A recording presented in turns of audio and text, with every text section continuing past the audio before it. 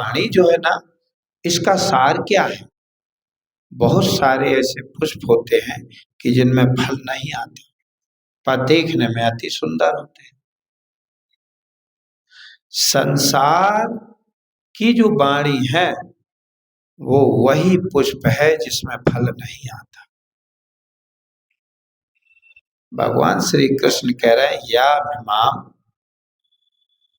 पुष्पताम प्रवंदत्य विपश्चिना वेदवाद रतः पार्थ।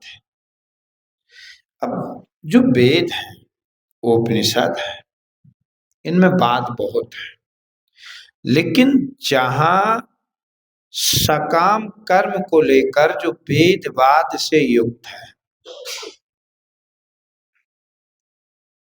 देखो यदि उसी वेद को आप किसी तत्वदर्शी महापुरुष के पास में बैठ कर के पढ़ोगे तो आपको फल मिलेगा।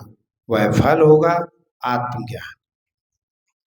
उसी वेद को यदि कोई संसारी पुरुष को लेकर पढ़ोगे तो उसका फल होगा संसार।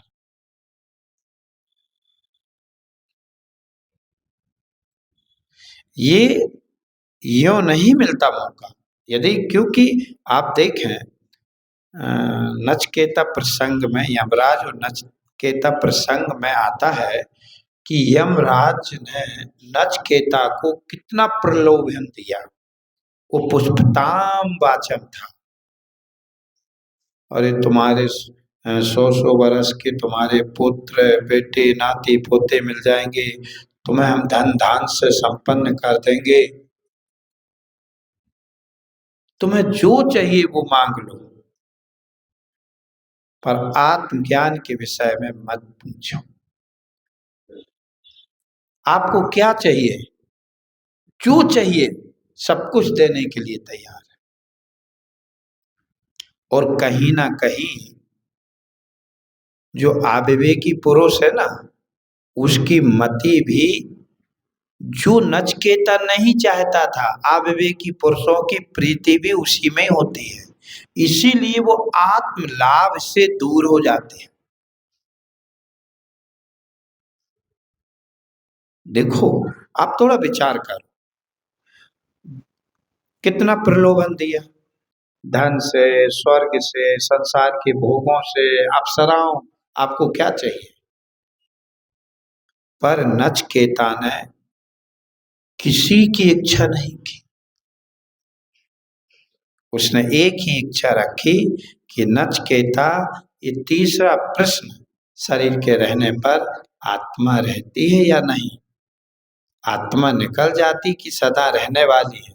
क्या शरीर के साथ में आत्मा भी मर जाती है कि वह अमर है? इसके अलावा और नचकेता कोई दूसरा प्रश्न नहीं पूछता। भगवान भी यहाँ कह रहे जो सकाम कर्मी है, ये पुष्पताम वाचम में फंस गए। हम ऐसा करेंगे तो मुझे ये मिल जाएगा, हम ऐसा करेंगे तो मुझे ये मिल जाएगा। देखो नीचे भगवान ने कहा है दूसरे श्लोक में, कामात् मनः स्वर्ग परः जन्म कर्म फल प्रदः। ये जो कामनाओं से भरे हुए लोग हैं और जो संसारी अज्ञानी जीव हैं, इन्हें स्वर्ग का प्रलोभन देकर, अब स्वर्ग की तो बात छोड़ो, आप इसी लोक के भोगों का प्रलोभन दे दो तो वो सब छोड़ जाता है। स्वर्ग का प्रलोभन देकर, स्वर्ग ही परम श्रेष्ठ है, स्वर्ग के आगे कुछ नहीं है, ऐसे वह कर्मों में प्रवृत्त कर देता। और आपको मालूम है, जब यह कर्मों में प्रवृत्त होता है तो वो कर्म क्या है? उनका फल जन्म। आप ध्यान रखना, कर्म का फल ही जन्म है, फल प्रदान। आप जो जो कर्म करोगे, सकाम जिस जिस भावनाओं को लेकर करोगे, वो भावनाओं की तो पूर्ति होगी, लेकिन हम ब्रह्म बोध को कब प्राप्त कर पाएंगे? जीवन तो बहुत छोटा है, जीवन का तो पता ही नहीं पड़ रहा। कब दिन गया, कब रात गई, कब बालकपन गया, कब जवानी गई।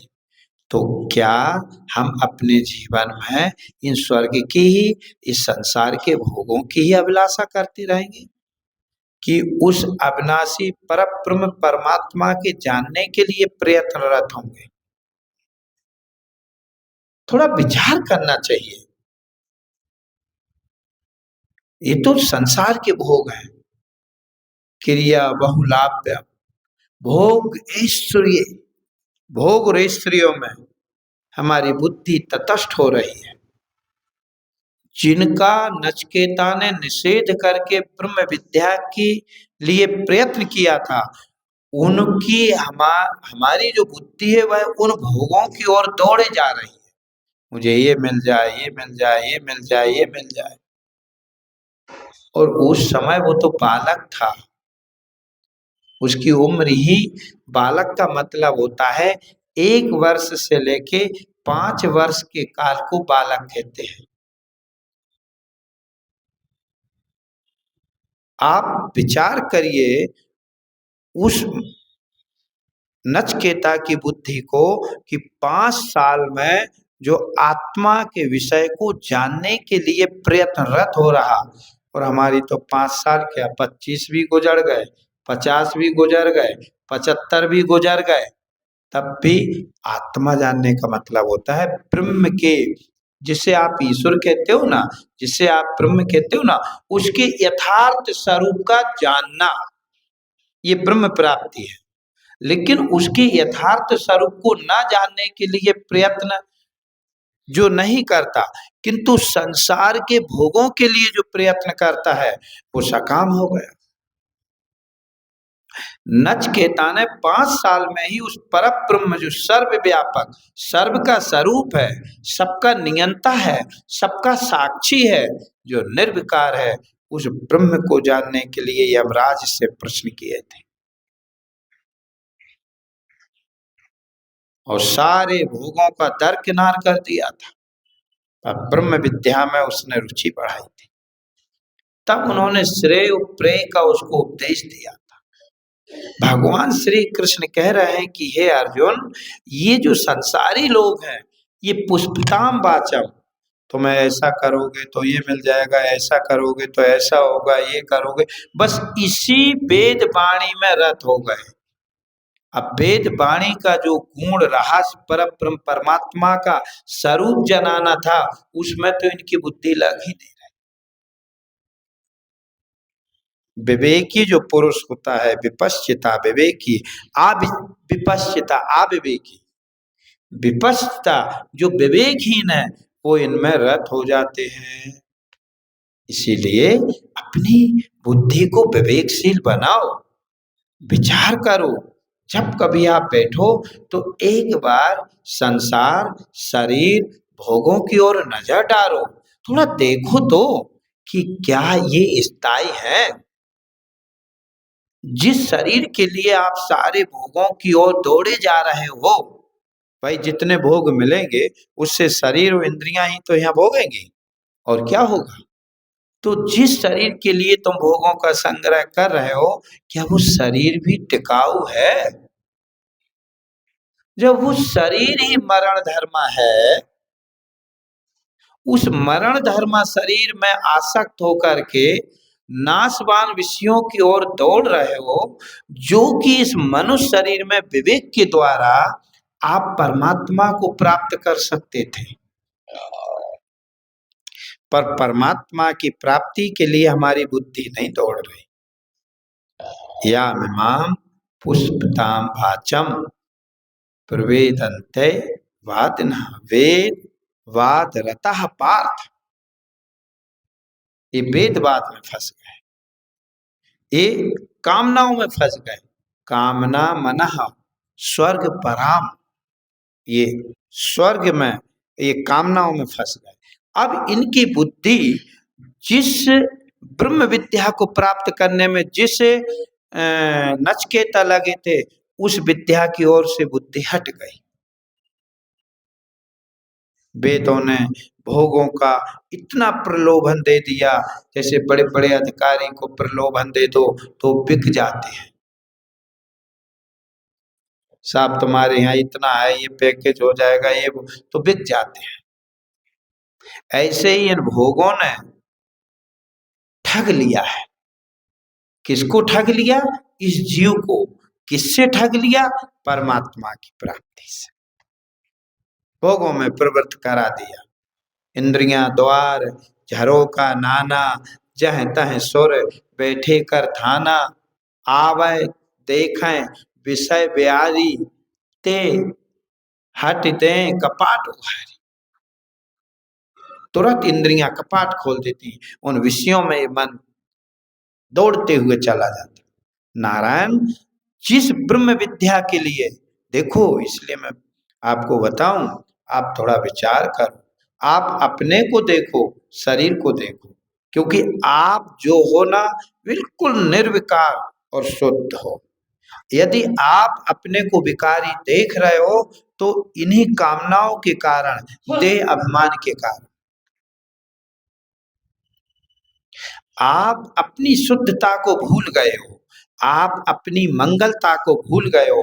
अमंगल देह के अभिमान के कारण हम अपने को अमंगल रूप देखने लगे। अमंगल का मतलब होता है जन्म मरण वाला, और मंगल का मतलब होता है जो सदा रहने वाला सत्य अविनाशी परमात्मा। नारायण ये जीवन दोबारा नहीं मिलेगा, इसलिए ये पुष्पताम वाणी में मत पड़ो। ये भोग ऐश्वर्य का जो प्रलोभन है ना, ये सिर्फ, हाँ ना, तो आपको मालूम है वो उदाहरण आता है एक पंचीकरण में कि एक कोई 84 कोट की दीवार थी। उस 84 कोट की दीवार में मात्र एक ही दरवाजा था। उसमें कोई व्यक्ति भटक रहा था, उसे दरवाजे के बाहर जाना था, वह अंधा था।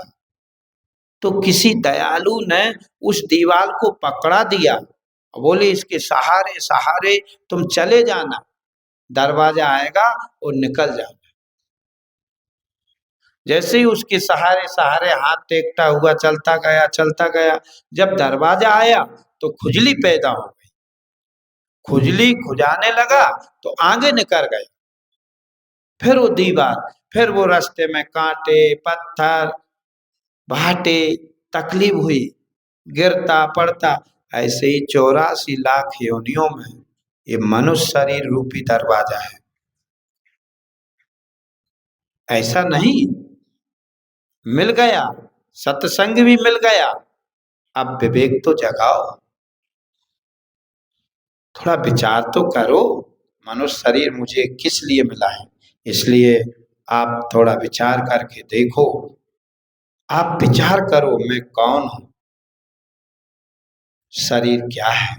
आप विचार करो विश्व क्या है, आप विचार करो तेजस क्या है, आप विचार करो प्राक क्या है, आप विचार करो आकार क्या है, आप विचार करो उकार क्या है, आप विचार करो मकार क्या है। जब आप इन चीजों पे विचार करोगे तो परमात्मा का साक्षात्कार भी हो जाएगा, और जब आप संसार का विचार करोगे तो संसार ही प्राप्त होगा। मैं आपको बता दूं, इसलिए इस बात को समझने के लिए इस मनुष्य शरीर और सत्संग के अलावा आपके जीवन में कोई दूसरा उपाय नहीं है। तो भगवत कृपा है आपके ऊपर, भगवान की असीम कृपा है, ईश्वर ने आप पे कृपा कर दी है कि आपको बढ़िया सुंदर मनुष्य शरीर भी दे दिया, सत्संग भी दे दिया। अब कहीं ना कहीं जो हमारी बुद्धि है ये धोखा दे रही है। क्यों? कामात मना स्वर्ग परा, बस भोगों की ओर ये जो बुद्धि भाग रही है ना भोगों की ओर, इस बुद्धि को पलटो। भोगों से किसी का भला नहीं हुआ। भूप राज तज हुए सुकारी। अब बताओ उस राजा के पास कौन सा संसार का भोग मौजूद नहीं था, लेकिन सुखी नहीं थे। अगर इन भोगों में सुख होता तो ये संसारी कभी बेचैन होते ही नहीं, फिर तो इसी की श्रेष्ठता हो जाती। जितने भी हैं भोगों में किसी को सुख, भूप राज तज होए सुख। जो राजा लोग हैं वो अपने राज्य को छोड़ करके और फिर जंगल में जाते थे।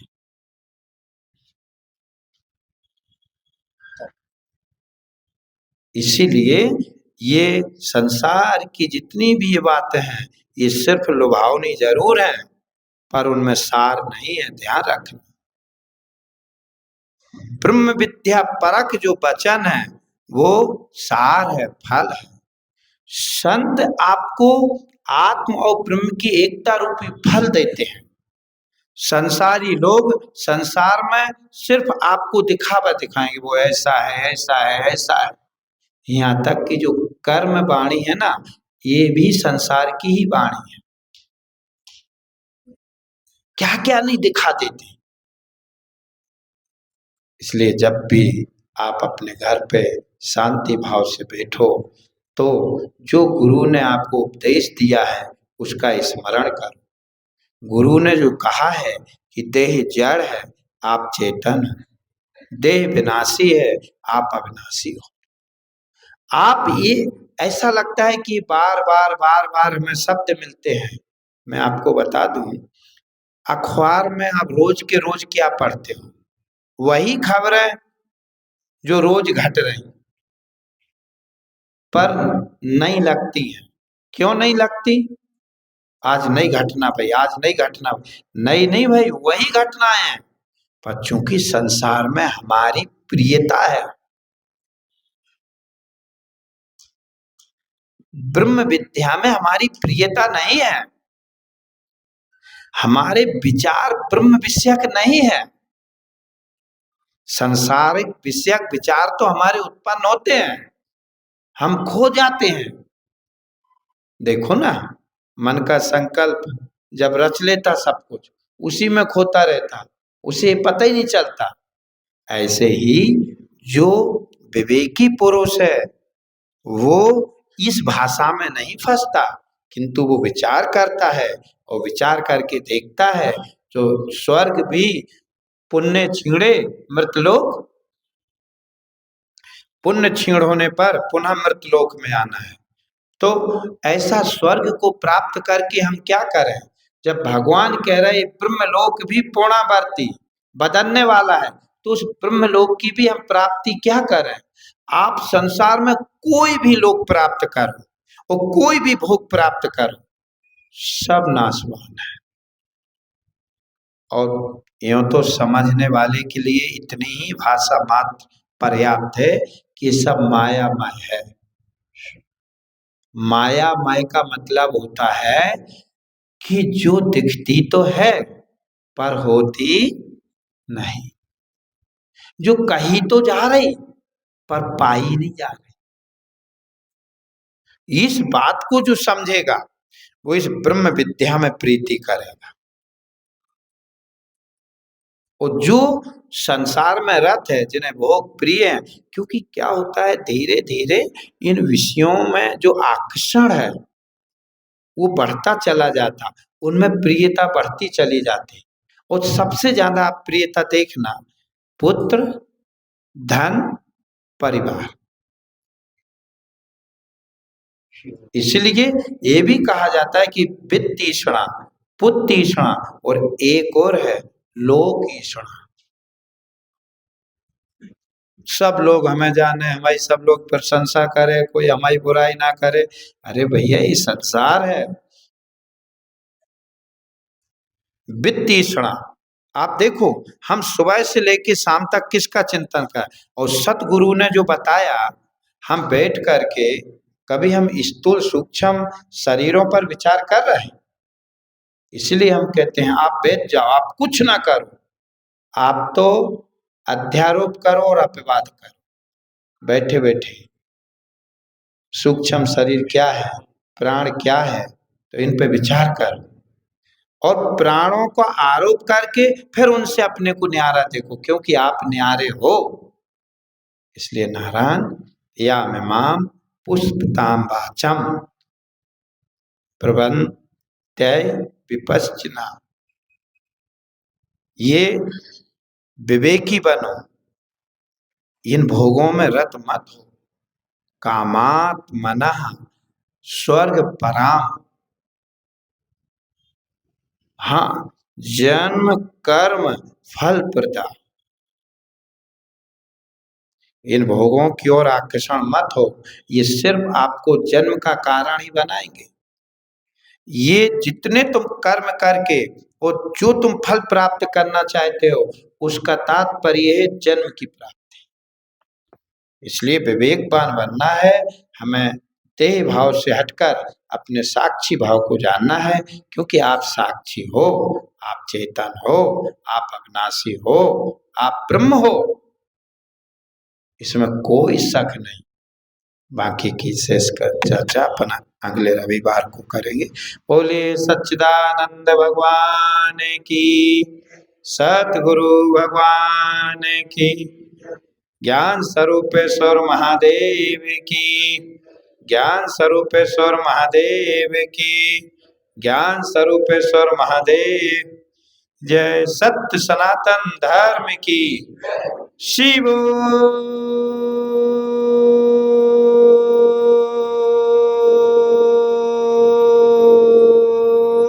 हम शिव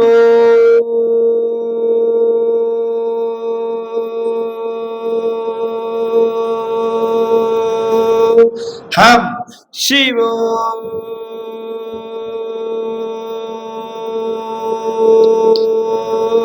हम सतगुरु भगवान